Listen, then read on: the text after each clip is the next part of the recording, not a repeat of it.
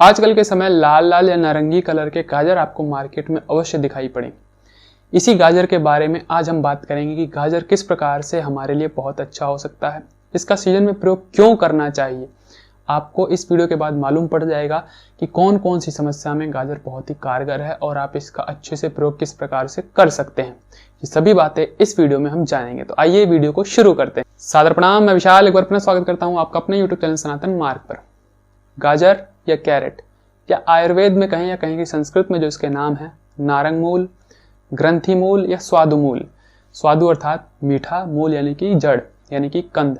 यह एक प्रकार का कंद है जो जमीन के नीचे होता है। जो इसका जमीन के नीचे वाला यानी रूट पोर्शन है वो खाया जाता है और इसके बीज का भी प्रयोग किया जाता है औषधि के तौर पर। नारंग मूल का अर्थात हुआ नारंगी कलर का मूल यानी कि जड़।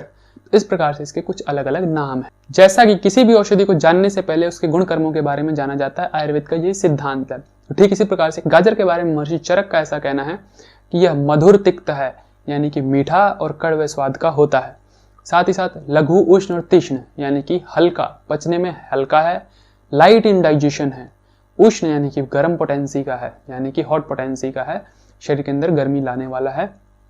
साथ ही कहें तीक्ष्ण यानी कि तीखा, छेदन और भेदन करने वाला है, किसी भी चीज को तोड़ फोड़ करके आगे बढ़ने वाला है।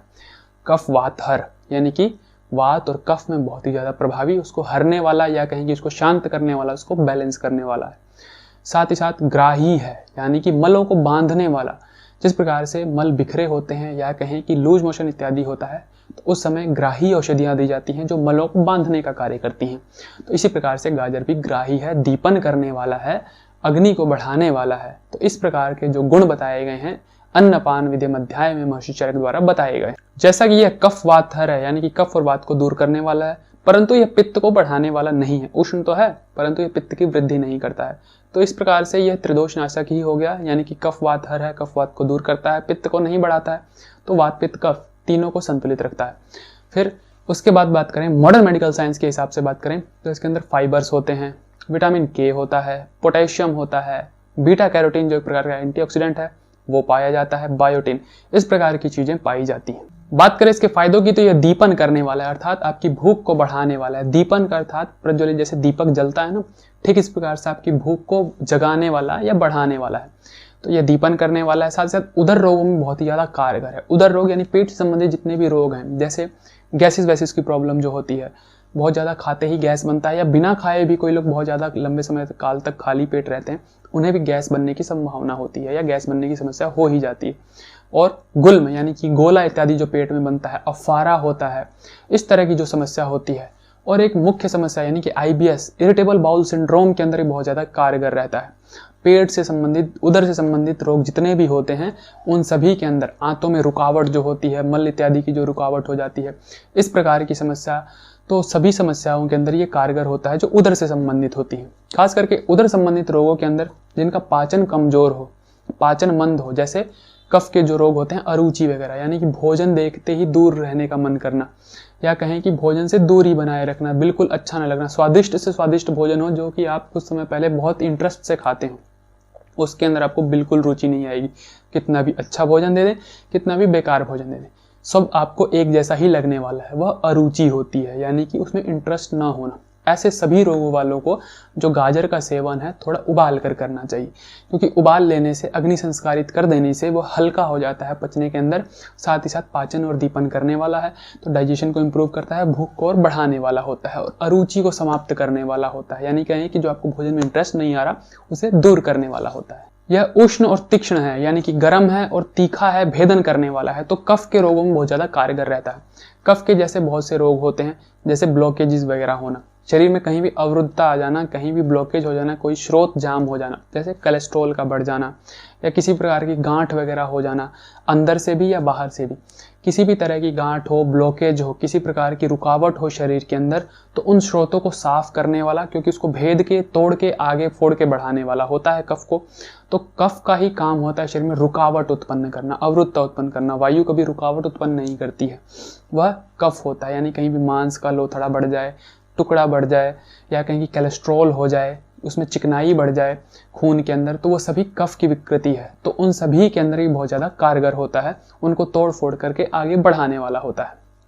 फिर बात करें तो कफ का ही एक और रोग होता है जो ओबेसिटी या मोटापा, उसके अंदर चर्बी बढ़ जाती है, तो उसे भी काट के शरीर से निकालने वाला होता है या कहें कि उसे भी तोड़ने फोड़ने वाला होता है। तो ओबेसिटी के अंदर, मोटापा के अंदर जो लोग पतला होना चाहते हैं उनको गाजर का विशेष प्रयोग करना चाहिए। यह वात कफ हर है, यानी कि वात और कफ दोनों के संयोग यानी कि कॉम्बिनेशन से होने वाले जो रोग होते हैं, विशेषकर प्राणवायु के रोग या कहें कि जो हमारे फेफड़ों से रिलेटेड रोग होते हैं वो वात कफ के ही रोग होते हैं। जैसे वायु के जो रोग होते हैं, श्वास का फूलना, दमा, अस्थमा, इस तरह की जो समस्या होती है, और उसके अंदर जब कफ आ जाता है या कहीं कि बलगम इत्यादि हो जाता है, छाती जाम हो जाती है, जकड़न हो जाती है, तो ऐसी ही समस्याओं को वात कफ का रोग कहा जाता है।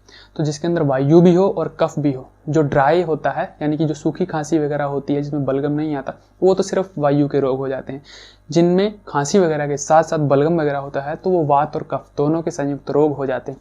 तो वात कफ के जितने भी रोग हैं, यानी कि बलगम वगैरह हो या ना हो, दोनों में ही ये कारगर है। ब्रोंकाइटिस, फेफड़ों में सूजन, इन्फेक्शन, किसी भी तरह की समस्या हो, प्राणवायु के रोग हो, उन सभी के अंदर ये कारगर रहता है। आगे बात करें तो रक्त के ऊपर बहुत अच्छा कार्य करने वाला।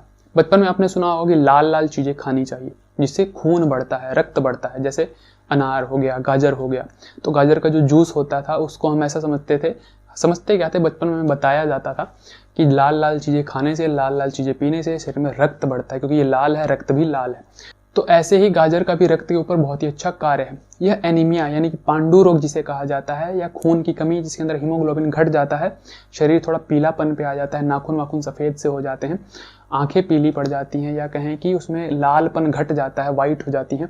तो इस तरह के जो लक्षण वाले रोग होते हैं, यानी रक्त की कमी के अंदर, ये रक्त को पूरा करने वाला होता है, रक्त की वृद्धि करने वाला होता है, साथ ही साथ रक्त को प्योरीफाई यानी उसको साफ करने वाला, उसका शोधन करने वाला होता है, उसके अंदर से टॉक्सिन्स को निकालने वाला होता है।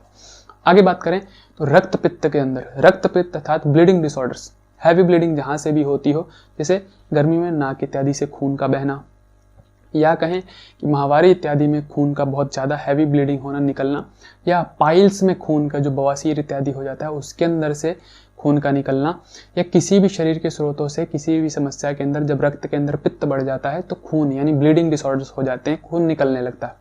तो वैसी सभी समस्या के अंदर गाजर कारगर रहता है। रक्त पित्त को दूर करता है, साथ ही साथ लिवर की गर्मी को भी निकालने वाला होता है। लिवर बेसिकली जो बाइल सेक्रीट करता है, उसके अंदर जब गर्मी बहुत ज़्यादा बढ़ जाती है, हीट बहुत ज़्यादा बढ़ जाती है, जैसे पीलिया या जॉन्डिस होने की संभावना रहती है, तो उस तरह की जो लिवर की गर्मी होती है उसको गाजर शरीर से बाहर करने वाला होता है, शरीर से निकालने वाला होता है। तो बेसिकली जिनको खून की कमी हो उनको गाजर का जूस तो अवश्य ही पीना चाहिए। साथ ही साथ लिवर की समस्या हो या लिवर में बहुत ज़्यादा गर्मी हो गई हो तो उसके लिए भी गाजर का सेवन उनको या गाजर का जूस अवश्य ही पीना चाहिए।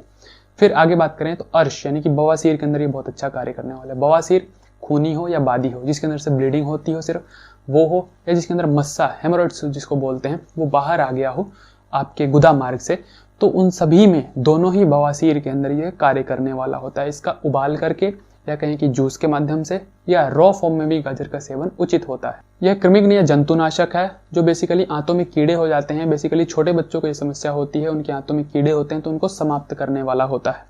एक तरह से एंटी इन्फेक्शियस है, यानी कि इन्फेक्शन में जो भी बैक्टीरिया वगैरह होते हैं उनको भी ये दूर करने वाला होता है। शरीर के जो भी इन्फेक्शंस होते हैं वहां से बैक्टीरिया को खत्म करने वाला होता है। जो कच्चा गाजर है, सलाद की फॉर्म में प्रयोग किया जाने वाला गाजर है, बेसिकली हृदय की मांसपेशियों को बहुत ही ज़्यादा स्ट्रॉन्ग या मजबूत बनाने वाला होता है। तो यदि आप हृदय के पेशेंट हैं तो आपको कच्चे गाजर का अवश्य सेवन करना चाहिए, परंतु ध्यान रहे डायबिटीज़ के अंदर इसका बहुत अधिक सेवन करना अच्छा नहीं होता है। डायबिटीज़ अगर आपको नहीं है तो आप इसका बड़े ही अच्छे से रॉ फॉर्म में, कच्चे फॉर्म में जब आप प्रयोग करते हैं तो आपके हृदय की मांसपेशियों को बहुत ही मजबूत बनाने वाला होता है। फिर यह ग्राही है तो अतिसार के अंदर यानी कि लूज मोशन के अंदर, या कहेंगे जब आपका मल बंध के नहीं आ रहा, बिखरा बिखरा मल आता है, जो कि वायु के लक्षण होते हैं आपकी आंतों के अंदर। जब वायु की वृद्धि हो जाती है तो मल बिखर के आने लगता है, बंधा हुआ मल नहीं आता है। तो वैसी समस्या में या कहें कि लूज मोशन हो जाए तो उसके अंदर भी आपको यह मल को बांधने वाला है, यह ग्राही गुण का है, इसीलिए इसका उस समय प्रयोग करना बहुत ही उचित या अच्छा माना जाता है। फिर आपके मस्तिष्क और आंख यानी मज्जा धातु के ऊपर इसका बहुत अच्छा कार्य है। तो आंख और मस्तिष्क दोनों के लिए गाजर का सेवन उत्तम है। यदि आपकी आंखें कमजोर हो, चश्मा लगा हुआ हो, पावर बहुत ज़्यादा बढ़ गई हो, तो आपको गाजर का जूस बेसिकली इस सीजन में तो अवश्य पीना चाहिए। साथ ही साथ यह आपको बुद्धिमान बनाने वाला है, इंटेलिजेंट बनाने वाला है, आपके मस्तिष्क के ऊपर बहुत अच्छा कार्य करने वाला होता है। तो आप पढ़ाई लिखाई वगैरह करते हैं, दिमाग से बहुत ज़्यादा काम लेते हैं, आंखों से बहुत ज़्यादा काम लेते हैं, लैपटॉप पीसी वगैरह पे काम करते हैं, तो आपके लिए गाजर के जूस का सेवन तो बहुत ही ज़्यादा अच्छा होने वाला है। साथ ही साथ आप जवान हैं तो रॉ फॉर्म में भी इसको उखाड़ दीजिए और खाइए, क्या दिक्कत है। तो जूस तो उनके लिए बेसिकली होता है जिनके दांत वांत नहीं होते, बहुत ज़्यादा वीक पाचन होता है। तो यदि आप पाचन में अच्छे हैं तो आप गाजर का कच्चे फॉर्म में भी सेवन कीजिए, आपकी आंखों और मस्तिष्क के लिए, दोनों के लिए कारगर। जिन व्यक्तियों को पसीना नहीं आता है, बहुत ज़्यादा मेहनत इत्यादि कर देने के बाद भी बहुत नाम मात्र सा पसीना, या पसीना आता भी तो बहुत ज़्यादा दुर्गंध वाला आता है, तो ऐसे लोगों के लिए गाजर का सेवन बहुत अच्छा है, क्योंकि ये स्वेद लाने वाला है, साथ ही साथ शरीर से बदबू को निकालने वाला है। स्वेद के अंदर जो स्मेल, यानी कि स्वेट के अंदर जो स्मेल आती है, बदबू आती है, उसको दूर करने वाला है। तो गाजर के सेवन से जो पसीने की दुर्गंध होती है या कहीं की पसीना न आने की जो दिक्कत होती है, उसको दूर किया जा सकता है। फिर उसके बात करें तो हाइपरटेंशन के अंदर भी बहुत अच्छा कार्य करने वाला है। बेसिकली गाजर का जूस होता है, उसके अंदर कुछ मीठा या मिश्री मिला लिया जाए तो हाइपरटेंशन के अंदर इसका बहुत अच्छा प्रयोग होने वाला है। इसके अंदर एंटीऑक्सीडेंट्स पाए जाते हैं जैसे बीटा कैरोटीन वगैरह, तो यह कैंसर के रिस्क को घटाने वाला होता है। बेसिकली गाजर 3 महीने प्राप्त होता है सर्दियों के समय में, यह सीजनल चीज़ है, इसलिए इस सीजन में इसका अवश्य प्रयोग करना चाहिए, क्योंकि ये 12 महीने तो मिलने वाला नहीं। साथ ही साथ ये एंटीऑक्सीडेंट है, तो यह कैंसर के रिस्क को भी घटाता है, और कैंसर की चिंता ना भी हो तो यह आपकी जवानी को बरकरार रखता है, यानी कि एजिंग को कम करने वाला होता है। जो आपकी बढ़ती उम्र के लक्षण होते हैं उनको एंटीऑक्सीडेंट चीज़ें जो होती हैं वो तेजी से कम करती हैं। गाजर का जूस उन महिलाओं के लिए भी बहुत ज़्यादा अच्छा होता है जिनके पीरियड्स अनियमित हो जाते हैं। अनियमित हो जाने के बाद पीसीओडी जैसी समस्या उत्पन्न हो जाती है, तो इस तरह से जो हार्मोनल इम्बैलेंस शरीर में हो जाता है, जिसके कारण पीरियड्स वगैरह ऊपर नीचे हो जाते हैं, तो उस समय भी गाजर का जूस का प्रयोग बहुत ही अच्छा होता है, या गाजर का प्रयोग भी आपके लिए उत्तम है। फिर आगे बात करें तो पुरुषों के अंदर जो शुक्र की मात्रा बढ़ानी होती है, उसके लिए गाजर का बीज प्रयोग किया जाता है। गाजर का बीज जो होता है पुरुषों के अंदर शुक्र की मात्रा बढ़ाता है, स्पर्म काउंट को बढ़ाने वाला होता है। और महिलाओं के अंदर यदि प्रेगनेंसी है तो गाजर का बीज बिल्कुल अवॉइड करना चाहिए, क्योंकि ये अबॉर्शन करने वाला होता है या गर्भपात कर सकता है। तो ये सभी थे गाजर के फायदे। वात कफ वाले तो इसका अच्छे से प्रयोग कर ही सकते हैं, साथ ही साथ पित्त वाले भी इसका प्रयोग कर सकते हैं, क्योंकि उष्ण होने के बाद भी ये पित्त को बढ़ाने वाला नहीं है। तो बेसिकली हर कोई इसका प्रयोग बड़े ही आराम से कर सकता है। गाजर का प्रयोग आप जूस के रूप में करें, या कहें कि सलाद के रूप में करें, सब्जी के रूप में करें, तो ये हर किसी के लिए अलग अलग फायदे करने वाला होता है। जिनका पाचन बहुत ज़्यादा अच्छा नहीं है तो थोड़ा इसके उबाल करके या कहीं की सब्जी बनाकर खाएं तो अच्छा है। जिनका पाचन बहुत ज़्यादा स्ट्रॉन्ग है तो वो सीधा रॉ फॉर्म में गाजर खाएं तो अच्छा है। ध्यान रखें, भोजन करने से पहले कच्ची चीज़ें खाई जाती हैं, बीच में या बाद में नहीं, वो आपको दिक्कत देने वाली होती हैं पाचन के अंदर। हो सके तो गाजर को भोजन करने से पहले ही सलाद के फॉर्म में सेवन कर लें। फिर जूस इत्यादि भी यदि आपको पीना है तो उसके भोजन से अलग रखें, यानी कि जब भोजन नहीं करना है उससे 1 आध घंटा पहले आप जूस का सेवन कर लें। इस तरह से सर्दियों में गाजर के अनगिनत लाभ आप उठा सकते हैं। इसी तरह की ज्ञानवर्धक और स्वास्थ्यवर्धक जानकारियों के लिए हमारे साथ जुड़े रहें। चैनल को सब्सक्राइब कर दें, बेल आइकन का बटन दबा दें ताकि आने वाली नोटिफिकेशन आपके पास समय पर पहुंच जाए। आज के लिए विदा लेते हैं, सादर प्रणाम।